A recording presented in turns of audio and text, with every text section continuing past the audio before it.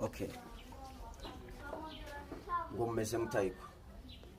Nje nshaka kubabwira ibintu bigiye binyuranye cyangwa se bitandukanye, nshaka kugira ngo mukore subscribe kuri channel ya Ben Free, munasharinge buri kintu cyose kijye ku neza. Natwe murabona turi mu buryo bwo gushaka amafaranga kugira ngo turebe ko twatera imbere.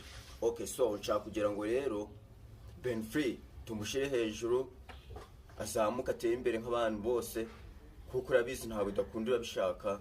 Nanje nshaka kugira ngo ibyo bintu tubigereho rero. Nje nshaka kugira ngo noneho atari bya nibyo kuvuga ngo nje kwibaraguza. Nje noneho musharinge kuri Ben Free.